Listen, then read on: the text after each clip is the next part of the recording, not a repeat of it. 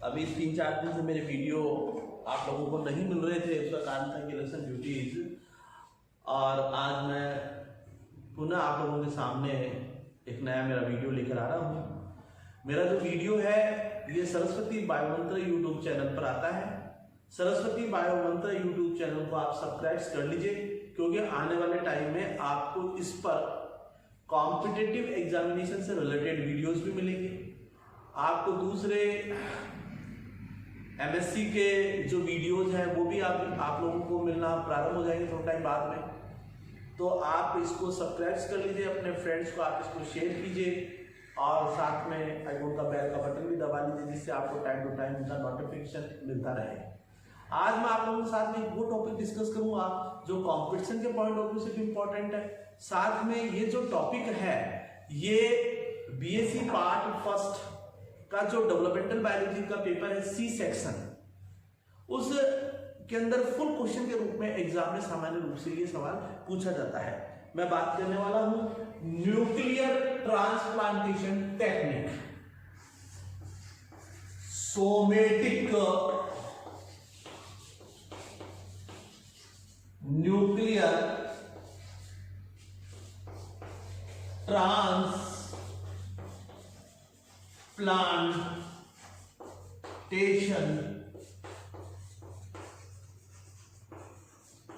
Technique, short में जिसको SCNT भी कहते हैं, इसके बारे में बात करेंगे। Somatic nuclear transplantation technique. देखिए फ्रेंड्स, पहली चीज तो ये समझेंगे हम कि न्यूक्लियर ट्रांसप्लांटेशन टेक्निक क्या होती है। इसमें एक सोमेटिक सेल है, ये कोई सोमेटिक सेल है, ये हमने यहां पर क्या ली, सोमेटिक सेल। और यहां पर ये सोमेटिक सेल का न्यूक्लियस है। ये यहां पर अगर आप लोग देखें तो ये आपको क्या नजर आएगा, सोमेटिक सेल का ये क्या नजर आएगा, न्यूक्लियस। और आपको पता है कि सोमेटिक सेल जो है वो डिप्लॉइड सेल होती है, तो यहां पर क्रोमोसोम कैसे होंगे, डिप्लॉइड होंगे। डिप्लॉइड आपका न्यूक्लियस है। दूसरी तरफ हम लोग लेते हैं कोई एग, ये हमने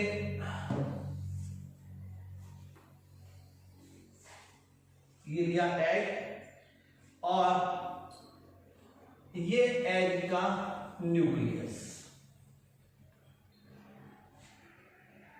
ये हमने कौन सी सेल ली, एग सेल। हम लोग क्या करते हैं, माइक्रोपिपेट की सहायता से, with the help of micropipette, हम माइक्रोपिपेट की सहायता से यहां से न्यूक्लियस को बाहर निकालते हैं। हम किसको बाहर निकालते हैं, न्यूक्लियस को बाहर निकाल लेते हैं। न्यूक्लियस को यहां से हम आइसोलेट कर लेते हैं। हमने क्या बाहर निकाल लिया, न्यूक्लियस जो कि डिप्लॉइड। और किसकी सहायता से निकाला हमने यहां पर इसको बाहर, एक हमने क्या ले ली, पिपेट, माइक्रोपिपेट की सहायता से हमने क्या किया, इसको बाहर निकाल दिया। इसी तरह से हम इस एग सेल को यूवी रेज से ट्रीट करते हैं, अल्ट्रावायलेट रेज से ट्रीट करते हैं। अल्ट्रावायलेट रेज से ट्रीट करेंगे तो यहां पर न्यूक्लियस जो है वो डैमेज हो जाता है, डिस्ट्रॉय हो जाता है। न्यूक्लियस जो है वो यहां पर क्या हो जाएगा, डैमेज हो जाएगा। न्यूक्लियस को हम क्या कर देते हैं, डैमेज कर देते हैं, नष्ट कर देते हैं। और यहां पर ये जो एग बचा, इस एग को हम लोग बोलेंगे ई न्यूक्लिएटेड एग। ये जो एग है वो क्या कहलाएगा, ई न्यूक्लिएटेड एग। अब देखिए हमारी डेफिनेशन कैसे बनती है, किसी सोमेटिक सेल के न्यूक्लियस का किसी ई न्यूक्लिएटेड एग में ट्रांसप्लांटेशन करना क्या कहलाएगा, सोमेटिक न्यूक्लियर ट्रांसप्लांटेशन टेक्निक। यानी कि सोमेटिक सेल का न्यूक्लियस है जिसका हमने किसी ई न्यूक्लिएटेड एग में ट्रांसप्लांटेशन किया है, इस टेक्निक को क्या कहेंगे, SCNT कहते हैं। मतलब इस न्यूक्लियस को हम लोग क्या करेंगे, इस इन्यूक्लिएटेड एग में हम इसका क्या कर देते हैं, ट्रांसप्लांटेशन कर देते हैं। ये जो टेक्निक है, इस टेक्निक के लिए हम लोग वर्ड यूज करेंगे SCNT। दोबारा डेफिनेशन पर गौर कर लीजिए, किसी कायिक कोशिका के केंद्रक का किसी केंद्रक विहीन अंडे में प्रत्यारोपण कायिक केंद्रकीय प्रत्यारोपण तकनीकी कहलाता है। अब मैं बात करता हूं 1995 का एक एक्सपेरिमेंट जो कि टॉमकिन एंड गुडनवर्ड ने किया था। टॉमकिन एंड गुडनवर्ड के एक्सपेरिमेंट की बात करूंगा।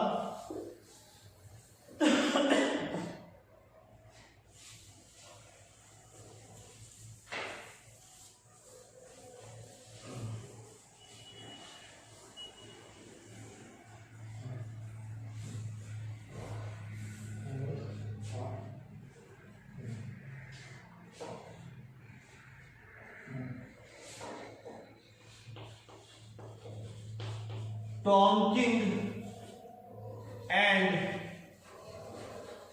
गुडनवर्ड इन्होंने 1995 को एक एक्सपेरिमेंट किया था। जुलाई 1995 में एक्सपेरिमेंट किया था। इसके ऊपर एक्सपेरिमेंट किया था, एक्सपेरिमेंट ऑन फ्रॉग। इन्होंने फ्रॉग के अंदर SCNT टेक्निक का प्रयोग किया।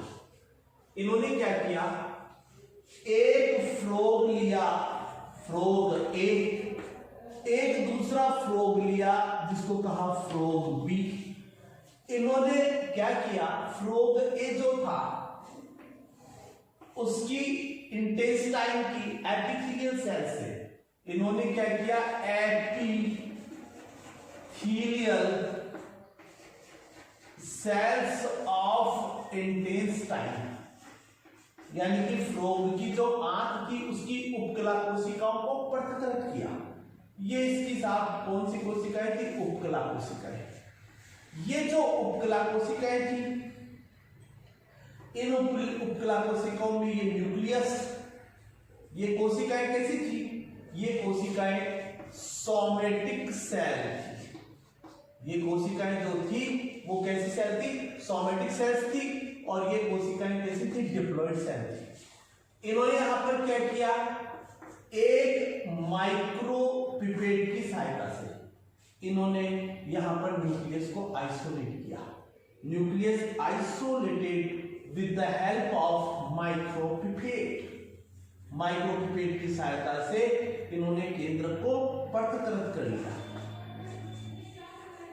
ये न्यूक्लियस। इसी तरह से फ्रॉग बी का क्या लिया, एग लिया। ये इन्होंने यहां पर फ्रॉग बी का क्या लिया, एग लिया जी।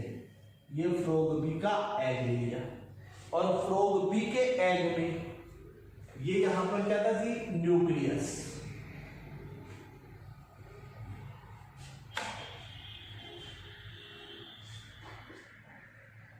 ये यहां पर अगर हम बात करें तो ये इन्होंने क्या लिया, एग लिया। इस एग को यूवी लाइट के द्वारा, यूवी रेज के द्वारा ट्रीट किया, जिससे ये न्यूक्लियस यहां से क्या हो गया, न्यूक्लियस डैमेज हो गया। यहां पर हम बताएंगे न्यूक्लियस क्या हो जाता है, डैमेज हो जाता है, डिस्ट्रॉय हो जाता है, नष्ट हो जाता है। और यहां पर ये क्या बचा, ई न्यूक्लिएटेड एग। ये यहां पर क्या बचा, ई न्यूक्लिएटेड एग। अब इस न्यूक्लियस का इस ई न्यूक्लिएटेड एग में यहां पर क्या किया, ट्रांसप्लांटेशन किया। कौन सी technique, somatic cell nuclear transplantation. यानी कि ये न्यूक्लियस किसका है, सोमेटिक सेल का है, कायिक कोशिका का है। इसका ट्रांसप्लांटेशन किसमें कर दिया, ई न्यूक्लिएटेड एग में कर दिया। और इस प्रकार से इन्होंने यहां पर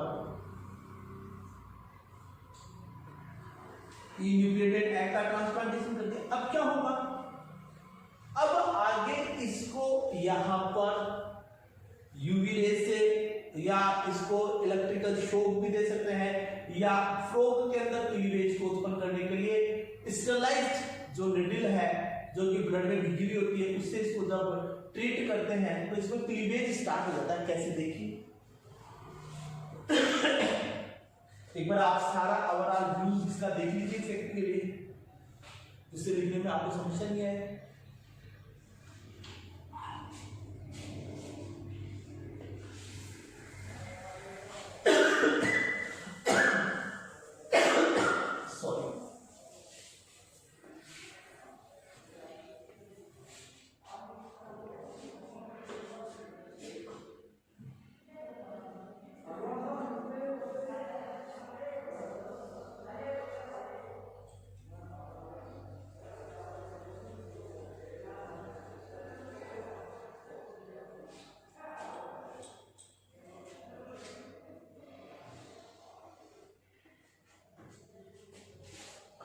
इसको हम ट्रीट करेंगे यहां पर ब्लड में भीगी हुई स्टरलाइज्ड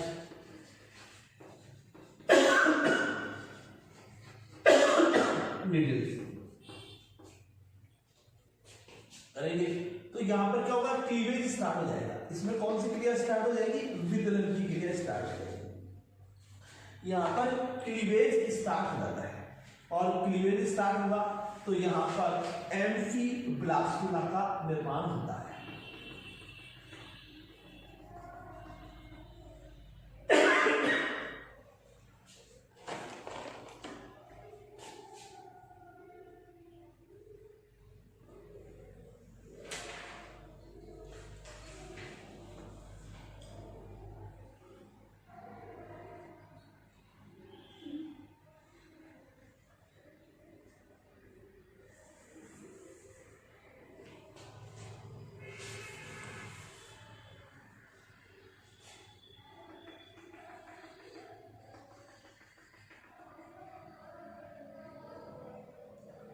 ये ब्लास्टोसील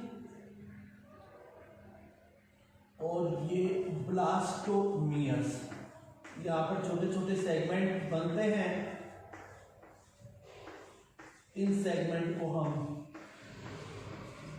ब्लास्टोमियर्स कहते हैं, और ब्लास्टोमियर भी दो प्रकार के बनेंगे।